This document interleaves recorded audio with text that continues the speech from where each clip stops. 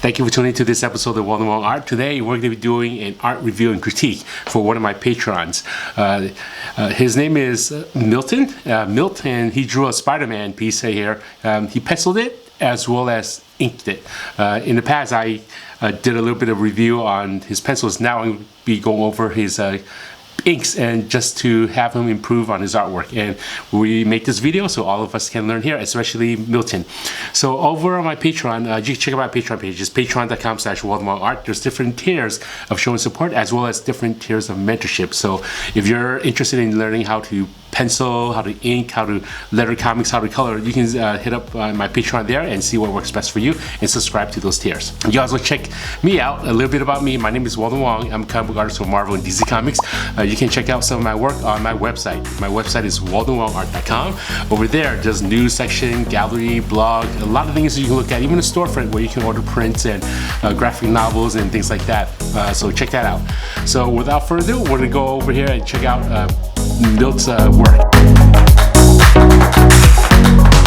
So right over here we have Spider-Man. I'm going to show you how the pencil looks. Okay, so I'm going to toggle off the pencils. I'm going to increase the size so we can see this much more in detail. So Milton, he drew this in pencil first. And the pencil is pretty good. Let's take a look at the pencils right over here. Let me move this out of the way here. We have Spider-Man attached to the wall. He sprayed a little bit of a web thing over there. And then today I'm just going to be critiquing the ink part, Milton Silva, right over there. Okay, and I'm going to turn on the inks so we can see the inks. And here's the inks right over here. So a few things. Milton's been subscribed to my Patreon for a little bit of time now, and he is getting better with the inks.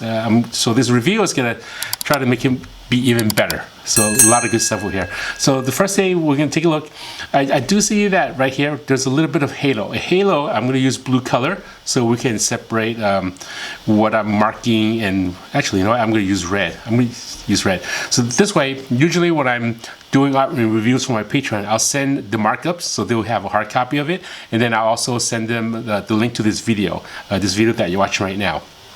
Okay, so right away I noticed that Milton did a little bit of a glow halo, like a little bit of a scratchy halo here, which I do like. I do like that, like those extra lines here that makes it look like it's glowing. Now, one thing I would want to make sure is if you're going to do that crosshatch effect halo, which is very nice, I would go there and make sure it's consistent. So right here we see that there's a little bit of a line right here. I'm going to mark that area right here.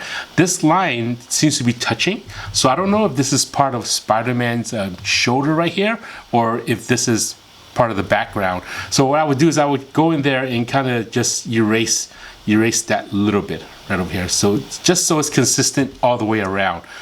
Okay, when we're doing halos and things like that, when you're separating, you try to make those areas kind of like consistent all the way around. Okay, so just a little bit here and there. And another thing is, if you're going to halo the background, like for example, like if you're going to separate these parts, I will also separate the bricks over here. Like these bricks over here, I would kind of like erase those areas, halo those areas, and halo all these objects down here. Now, a long time ago, when I first started wanting to be in comics, in the same place as a lot of aspiring artists, I would do these halos, and then I sent samples to a few publishers. One of the publishers, his name was Jim Valentino. He was drawing Shadowhawk at the time, and I met up with him at a convention, ApeCon, Alternative Press Expo, and then he mentioned to me that, you know, Walden, if you do halos, it's good that you halo everything. Don't just halo, for example, don't just halo this little area over here. Go and halo everything. Ever since he told me that, anytime I'm doing any kind of halos, I will halo the whole object. Okay, so don't just halo like partially, in front. Don't just halo here. Just make sure you're consistent throughout. Okay, so I would get my eraser or white gel pen, or if you're doing this digitally, just use your eraser tool and just go in there and just erase it. So I'm just gonna go in here and just kind of erase some of those areas like that. Okay, we're seeing through the pencils because I have this in Photoshop. I'm working on different layers, but you get the idea. We're just looking at the inks, just making sure it's consistent all the way around. Now, when you're haloing, try not to create any line weights. You want to create the same thickness all the way across, like that. Okay, so just remember halo. So I'm gonna go use white. So kind of just go in there and halo that. Now, another thing to focus on is if you're doing hatch lines. When I do hatch lines for inking work, I always try to keep everything consistent. Consistent meaning that if my lines, for example, these lines over here, let me grab red color again. I'm gonna have to switch back and forth. When I'm doing these lines here, if it's that thin, I want to keep it that thin throughout. I don't want it to be thicker here, and then thin here, and then thick here. I want it to be consistently all the way around. And additionally, I want the spacing to be spaced evenly as even as possible. So instead of having a fill here and then a white space and a fill and then a little bit of a line there, I want those lines to be consistently spaced, consistently thick, or consistently thin, just to keep everything looking like a tone. Anytime you're doing kind of any inking work, when you're trying to create, like for example, if you're drawing in pencil and you're creating a gray area, you can do that with shading and blending. But with inking, those lines needs to be consistently spaced to create a gray tone. It creates an effect of a gray tone. One of the editors that I worked with a long time ago at DC Comics, he said to me, the best way to create gray tones is if you're drawing it, if you're inking it, and you're making it look like it's a computer pattern, like a dot matrix pattern or like cross hatching. So everything is spaced evenly. Okay, so I can mention some areas are spaced evenly. Like for example, these white lines that Milton did over here, these are spaced nicely. These are done nicely. Do more of that. Okay, if you have the spacing here and then it's kind of like a thin here, go back. These, you know what, these are actually done nicely to here. Actually it's getting better, the spacing. Just make sure the lines, for example, like here, here, here, you want to make sure those lines are consistent. For example, if you have a line, you're drawing a line like this, you kind of want to start that line and end it in the same place. So you kind of have that pattern going on, the beginning of the line and end of the line. You don't want it where one line is long and then another line is short and one long, kind of like all over the place. If I had to draw a line following the top of the lines, you see how it's going up and down and up and down. Try to keep it consistent. Okay, sometimes if you're inking freehand and you're going a little bit too fast and then the line is a little bit too long, what I would do is I would just go in there and use whiteout right over here, and just kind of go in there and you know white out those lines. That way it's going to look consistent right here. Now, an artist I work with, his name is actually, I would say he's one of my mentors a long time ago before I actually started doing work. His name is Paul Smith. He told me that you can always use whiteout. Anytime you use whiteout, no one's going to know that you use whiteout, because once the book is published, you don't really see the whiteout. It's just black and white. So it's okay to use whiteout. Milton here did use whiteout to break up the lines, so that's nicely done. It breaks up the line and makes it softer. I like that effect where it's broken up. I would say right here on some of these areas, I would just try to make those lines a little bit more consistent. Now, when you cross hatch, Milton, try to make the cross hatch spaced evenly. So when it's spaced evenly, you have these diamond shapes. Now, if we look in here, you notice that this diamond is a little bit larger, and this one's smaller, and you have a narrow one, and then you have one that looks like a rectangle. Okay, I'm gonna move those out of the way. When I say diamond shapes, you want all those diamonds to look consistent. I'm gonna hatch some lines here, some lines like this. Okay, space them evenly. Okay, and then I would tilt my paper, and then now I'll hatch more lines and I'll space them evenly. Now, if you look at my diamonds here, you notice that this diamond shape is almost the same size as this diamond shape. They're all pointing in the same area. You want those diamond patterns to be equal as much as you can, like the same size as you can. You can have a gradation where it fades from a really thick spacing to a small spacing. Like for example, I'm going to demonstrate right here. You have a line that goes wide, and then as you go further inside, you're going to go closer and smaller, and that's okay. And I would tilt it, and I would do that same thing again, wide, and then gradually get the line closer. Here, when you look at this, if you look at this diamond shape, it gradually becomes smaller. Just like with shading, hatching lines, you want consistency with your line work. Okay, let's take a look at some of the other areas that Milton worked on with the inking. I like the stippling, but sometimes stippling does take a lot of work. So instead of it just making like these lines right over here, I'm going to circle this area that I'm working on. Instead of these lines following the line, just kind of go in there and loosen it up and just add a few lines up here and there. Try to not follow it. I know Milton's trying to create an effect because it's, the light source is coming from this direction and there's a little bit of shadow, but I would still add a little bit of texture there. And when you're creating cracks, try not to have those cracks rounded. Give them more of a jaggedy, almost like a lightning bolt scratch. Yeah, so you can use a micron, you can use a crow quill. Crow quill works best for this. You can use a crow quill and kind of like create a thick and thin textures and just go in there and crack some of those up. Maybe once in a while add some shadows in there. Okay, now let's take a look at line weights. Line weight is one of the most important things when it comes to inking. Okay, the light source again is coming from over here. Now, coming from the maybe around 5 o'clock, coming from this direction going towards his face. Now, I know the light source is coming from that way, but at the same time, I still want you to, anytime you draw objects, you want objects in front thicker, the lines thicker, the holding lines are thicker, and middle ground thinner, and background a little bit further. Okay, so here, I don't just mean foreground as a spider web, middle ground as Spider-Man, or the breaks in the back is the background. I also look at Spider-Man by himself. I think about foreground, middle ground, background. Like for example, his hand here, I'll see that as a foreground. The head, I'll see that as a middle ground. The rest of the body, I see that as a background. That said, I want the hand to have a little bit of a thicker outline. Okay, go in there, excuse me, go in there and kind of make some line weights. I'll make some areas thick and I'll make it thin on certain areas, and I'll beef up that line. Once you beef up that line, that whole finger just pops out closer to the viewer. So even on these fingers here, just beef up those lines right over here, like that. Okay, now the head, the middle ground, that outline around here, all the way around the bottom of the neck, bottom of the chin and outside the face, you want that line to be thicker than the shoulder line right here. See, these shoulder lines are thick, which is a good line thickness. But I would go in there and make the line on his face a little bit thicker. I'm going to rotate it just so my hand works better. So right here, I would kind of ink that line a little bit more beefier. I would rotate it, go in here, and then just ink that line.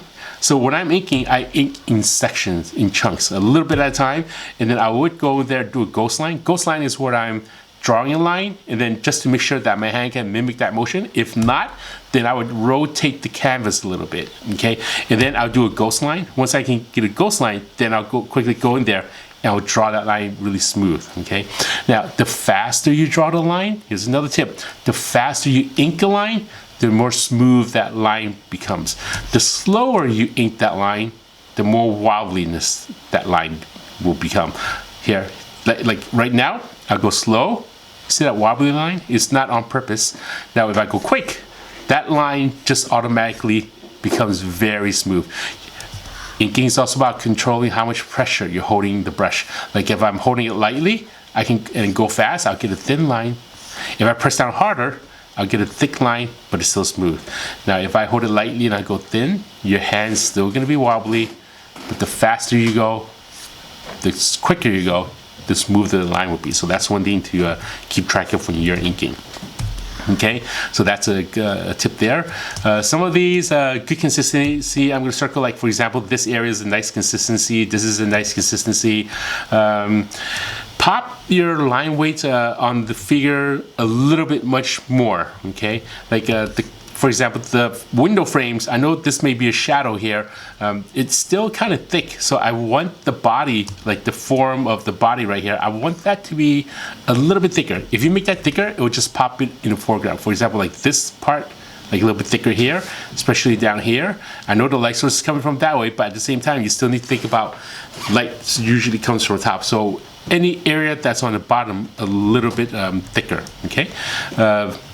We're gonna separate some of this gray tone here is a little bit dark and some of the foot here is a little bit dark. I'm just gonna beef up this line just a little bit more. So right here, I'll go a little thick, and right here I go thinner. this area, and then right here I go thicker. On the bottom I just make it really thick right over here. Now the hand, nice job on how this hand, this line right here is really thick. You want to keep that consistency going all the way through. And then here I'm just going to rotate this, and then here I'm going to make this a little bit thicker, okay, just so it's thicker than the foot over there. Okay, this will pop this hand closer to the viewer. Okay, this goes the same with the fingers.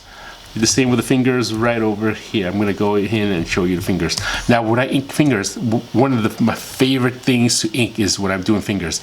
I like going in there and creating those knuckles. So, for example, I'll ink this line. I'll make a bump there. I'll go back in, and I'll make a bump there. I'll follow the pencils. If I'm inking someone's pencils, I'll follow the pencils, but I'll accentuate each joint. Like, for example, corner, go in, corner, go in. Okay, this will create an illusion that there's a knuckle. So you can follow the penciler's line and just go there and kind of create that little bump there. And then the bottom are the pads. So I'm going to go bump, bump, corner here, go back in, control your line weight, and there you go. Okay, we're going to take a look at some of the other areas. Okay, same thing over here, the line weight on Spider-Man's thigh. Good job, good thickness over here. So that's done pretty well. Make it this a little bit thicker. Now, some of this area where you're going from dark to light, try to go from, create a tone there too. Don't just cross hatch. Actually, this part's nice, how all the spacing kind of like ends in the same place. The tips of that's done really well. This is done really well. The speed of the lines over there. See how the faster you ink these lines, the smoother it is. The slower you ink the lines, the more wobbly it becomes. Like, for example, I can tell that these lines were inked a little bit slower, whereas these lines here were inked quicker. So kind of practice inking. A good tip that I can mention to you guys is when you're inking, look at where you're starting the line and look at where you want your line to end. Look at the destination. Don't look at the tip of your pen when you're drawing that line. Look at the beginning, look at the end. Your hand will automatically get there. It's like driving a car, destination, and then you're just focusing on getting there. Okay, you're not looking at the front of the road every few inches just to draw that line. Okay, so again, look at where that line starts, look at where that line ends, create a ghost line, and your hand will automatically go there. Okay, you see how my hand just automatically stops right there? Because I'm focused on this area and this area. I never focus on any of this area. Okay, give that a try. Give that a try and see how that works. Okay, some lines, like for example, spiderweb, I would make this a little bit thicker. Just go really thick, and as you go closer to the viewer, very, very thick. So this is a nice thickness right over here. That's pretty good. Okay, let's take a look at some of the other areas. Okay, now taper lines. So I noticed that Milton, he painted all this area in black. He inked all this area in black first, and he used white out to kind of like break into it. I would maybe make some of these tips more of a triangle shape, more of a taper line. If a taper line just gives it more of a nicer gradation. So you can use a brush and go thin and just press down into it like this, or kind of like pull out of it like this to get that nice tip. When you're doing that, just make sure you have a sharp tip on both sides. So I'm going to demonstrate a few lines here for you. I'm going to demonstrate on this area. Okay, instead of having these dots there, I would try to go in there and create a taper line effect. So I'm going to go here, here, here, here, just like that. Okay, make sure it's consistent on the top and consistent on the bottom. Just create a nice tip over there. Okay, this is a good example. It's sharp in the front. As long as you can create the sharp tip when you're tapering lines, it's very, very good. But I would also go in there and I would make those lines close up a little bit. Not only do you want the tips of this to be sharp, you also want the tips on the opposite end, the white lines, the white line of this to be sharp. So we're going to go in there and kind of create another point like this. We're going to keep that black point that you created, and then I'm just going to add more in between. I'm going to rotate the canvas, and then I'm just going to add more right in between. Okay, and close up this area. All of this area. Okay, this way you're going to have a white point going to the white. You're gonna have a black sharp point coming to the white part, you're also going to have a white point going into the black area. So we're going to go in here and add another line, taper that in, taper this side, taper this side.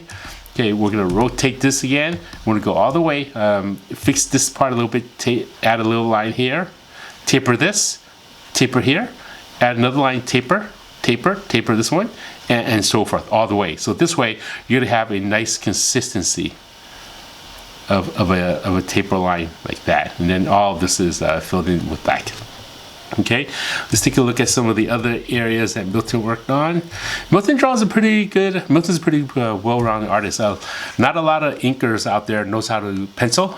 Milton knows how to draw in pencil, and he knows how to ink. It's just certain areas that needs to be like the ink. Just once you get a little bit better with inks, your art's going to be so much better. I want to take another look at Milton's pencils again. So this is Milton's. It just looks so nice. Yeah, the Spider-Man, the pose, the anatomy of Spider-Man, the muscles, all that looks very nice. Now Milton, I know sometimes drawing the figure is fun, and you can spend a lot of time. And a lot of artists, this happens to a lot of artists. They don't like drawing backgrounds. Backgrounds kind of boring. I always tell artists, like, when you're drawing, enjoy the process of drawing. It's not about completing the work. Drawing backgrounds should also be fun. When I'm working on any projects, backgrounds to me, it's some of the most therapeutic parts of the artwork that I would like inking. It's just fun. A lot of times I'm inking the backgrounds first, or I'm drawing the backgrounds before I even draw the characters in front. And when I get to the characters, I think of that as like a prize that I finished drawing all the backgrounds. Okay, so here we'll see that these lines over here on the webbing is kind of thicker here. I would, again, anytime you have something on top, you want that to be a little bit thicker in the line work. Yeah, let's take a look at the Spider-Man webbing. Good job on Spider-Man's webbing. A lot of artists, they'll draw the loop that is pointing this direction. Very good. I've seen so many artists, when they're drawing Spider-Man, they'll draw these loop part, they're drawing it in the wrong direction. So it's good that you're focusing, is pulling towards the head. So that's very good. That's very nice. Okay. Right here, I know you're adding a little bit more webbing here, just to create that effect that the hand is kind of like tilted this way. So instead of adding more webbing, what I would do is I would just kind of add some crosshatch lines over there. Crosshatch some lines over there, just to give it a little bit of a gray area. Good job with some of these hatching. It just needs to, let me take a look at this hatch. So earlier I mentioned that diamond shape. Just make sure these lines are spaced evenly. Focus on spacing the line evenly. Focus on beginning the line in the same area and ending the line in the same area. This way, your lines won't be all cluttered, okay? Another tip about inking is try to get those lines, every line you ink, try to get that sharp tip right there. Just think of it as landing an airplane. You very rarely are you sitting on an airplane and then that airplane pilot just goes boom, and then lands. Just slowly landing the plane in the air before it hits the ground. The wheels slightly touches the ground. So when you think of it this way, if you're inking, slowly ink in the air, and you're gradually inking until your pen touches the paper, and then you press down. Okay, let's see. Yeah, nice job on the work, Milton. This looks pretty good. We'll take a look at the pencils. Yeah, I like the pencils. If this was inked with another technique, actually this is good work, Milton. Okay, yeah, the spacing, let me look at the spacing on the head. Okay, try to space these hatch lines. Try this again.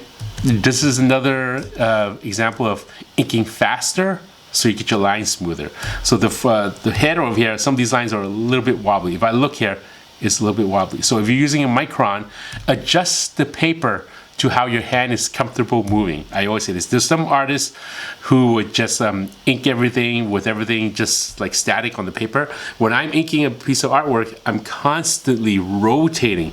I'm constantly rotating the artwork like a pottery wheel, just so my hand can ink that line in that direction.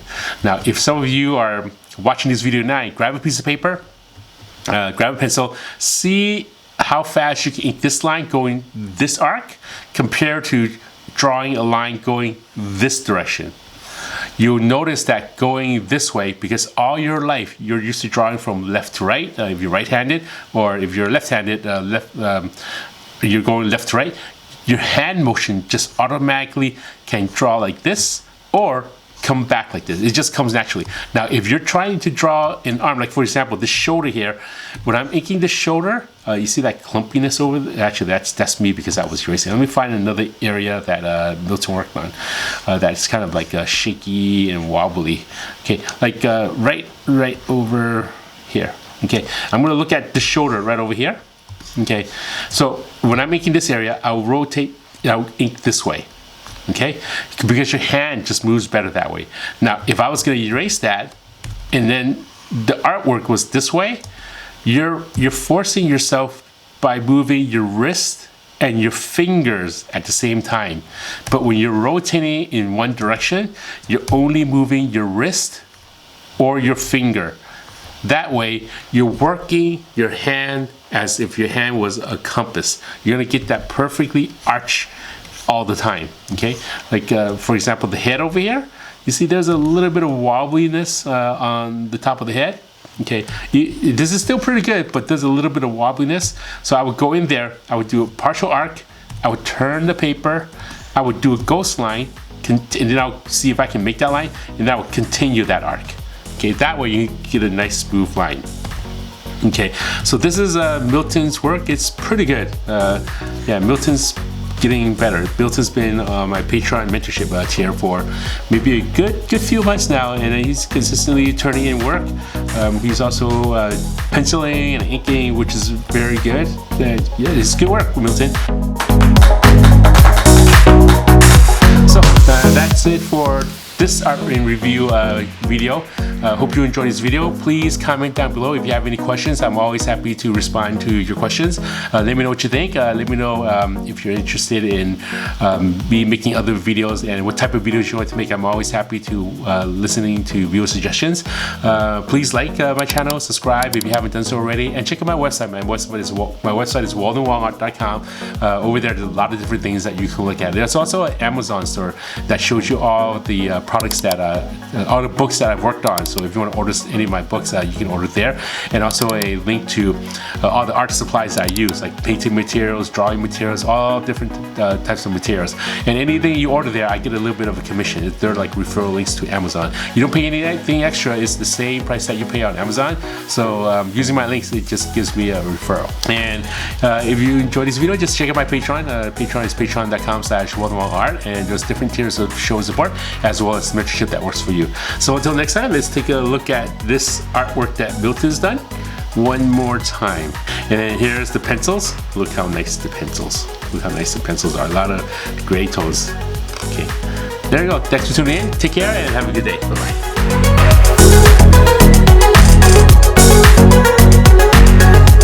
Bye-bye.